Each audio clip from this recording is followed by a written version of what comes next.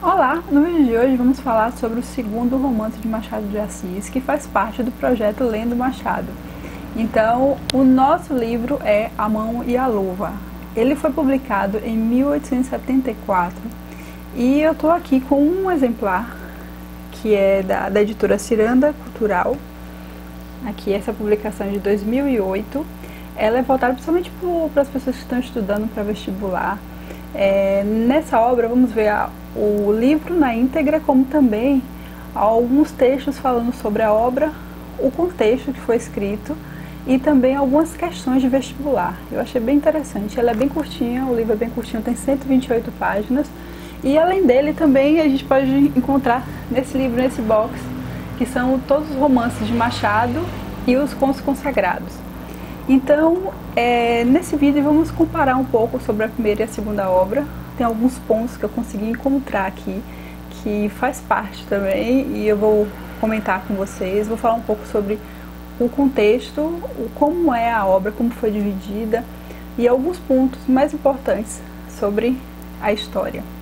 Então, esse primeiro livro ele faz parte da primeira fase realista de Machado de Assis. A narrativa, ela é em terceira pessoa, e uma coisa que eu já achei interessante desde o primeiro livro, a forma como o autor narra a história. É como se ele estivesse de alguma forma dialogando com o leitor, chamando ele para entender o que está se passando ali, ou até antecipando, ou dizendo, ó, logo em breve estarei falando sobre esse assunto. Então é uma forma de estar dialogando com o leitor, achei bem interessante. Isso acontece também na primeira obra. Então a gente vê nesse livro aqui uma história que ela é ambientada ainda durante o segundo reinado no Brasil, na corte, no Rio de Janeiro. Nós vemos isso acontecendo nesse contexto. Vamos ver alguns elementos que fazem parte desse período, que é ainda a escravidão, alguns títulos como baronesa. Então, alguns pontos desses vão ser retratados nessa obra. Machado usa como um tema central nessa obra o amor verdadeiro ou um casamento por interesse. Então, ele faz justamente essa crítica a esses casamentos que são organizados a partir de interesses, seja de poder, seja econômico, principalmente. Então, vamos ver aqui um personagem que é principal, que é Guiomar. Ela é uma órfã, ela perdeu os pais desde cedo e ela vai ser criada pela madrinha.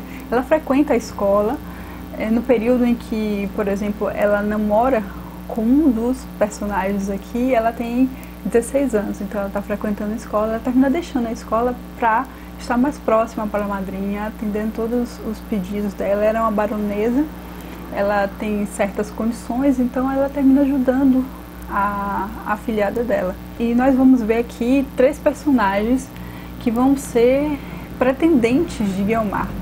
Ela, justamente por ter uma situação de família, uma história que vem de antes, isso de alguma forma vai colaborar para que ela deseje formar uma família, ter um casamento, mas que seja por interesse de alguma forma. Então ela vai ter três pretendentes que vão ser Jorge, o primo, Estevão, que seria uma personalidade mais uma boa personalidade, ele é bom, e o outro que realmente ela vai gostar, que vai ser Luiz Alves. Então, logo no início, logo nas primeiras páginas do livro, nós vamos ver Estevão e Luiz Alves conversando sobre um final de um romance. Então, Estevão, de alguma forma bem dramático, contando que até pensa em suicídio por causa disso, por causa de um fim de um namoro que durou 6 meses, coisa que acontece também no primeiro romance. Geralmente Machado coloca uma data de validade para o romance, né, provavelmente. Então, 6 meses depois, que é quando ele precisa ir para São Paulo estudar, ela termina com ele e ele não consegue entender o motivo real, porque ela estaria terminando só porque ele estaria indo para São Paulo estudar. Então isso foi devastador para a vida dele. Mas ao contar isso para um amigo, Luiz, ele termina confortando o amigo de alguma forma, e Estevão e eles vão estudar em São Paulo. Ele se forma em advogado, no caso em bacharel em ciências jurídicas e sociais, e os anos passam, 2 anos passam, é quando eles retornam, Estevão retorna para a corte e tenta esquecer o passado, viver tudo aquilo que a corte pode oferecer para ele. Mas os seus planos não saem muito bem como ele esperava. Ele termina reencontrando Guiomar e todo aquele sentimento que ele tinha, de alguma forma volta, e ele pensa que de alguma forma poderia reaver esse amor. Mas não é bem assim. E Guiomar, ela já está com outros planos, outras ideias. É quando a madrinha dela precisa que Luiz Alves, que também é formado em Direito, ele possa contribuir e ajudar nesse processo. E isso termina aproximando os personagens, Guiomar e Luiz. E nós vamos ver um outro elemento aqui também no segundo livro, assim como aconteceu no primeiro, um triângulo amoroso. Então, entre Estevão, Luiz e Guiomar. E nesse momento é quando ela vai ter que escolher entre quem deveria casar, e ela termina escolhendo aquele que realmente ela gosta, mas principalmente porque eles têm personalidades parecidas.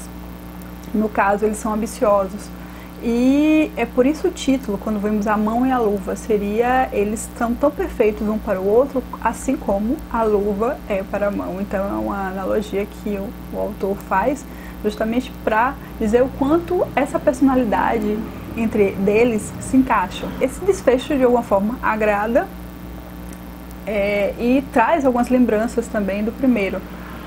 Enquanto o primeiro livro, que foi Ressurreição, ele teve um final que eu não concordei de forma alguma, justamente por causa do tema. Nesse daqui temos uma ideia de que tudo encaminharia para esse final, esse desfecho. É um romance bem interessante, bem curtinho, eu li em apenas uma tarde. Não sei se eu já me ambientei mais ainda com a obra de Machado, mas eu achei muito mais fácil, a linguagem muito mais acessível, eu já sabia mais ou menos como seria a forma como o autor iria conduzir a história. Então, à medida que vamos lendo as obras dele, vamos conhecendo mais a forma da escrita, a forma como ele concebe alguns temas relacionados à vida amorosa ou algumas críticas que ele faz na sociedade da época. Então, é bem interessante, eu achei muito bom o livro. Então eu vou dar prosseguimento ao projeto. O próximo livro que eu vou ler de Machado vai ser Helena, esse publicado em 1876. E eu vou continuar trazendo também esses pontos, esses elementos que eu consigo encontrar entre esses romances, o que é que tem parecido, diferente. Então vamos conhecer um pouco mais sobre a obra de Machado a partir dessas leituras. Espero que vocês estejam gostando do projeto. Se vocês quiserem participar também, deixem os comentários, falem o que é que vocês estão achando das obras. E em breve estarei trazendo novidades aqui para o canal. Vou ficando por aqui e até a próxima. Tchau!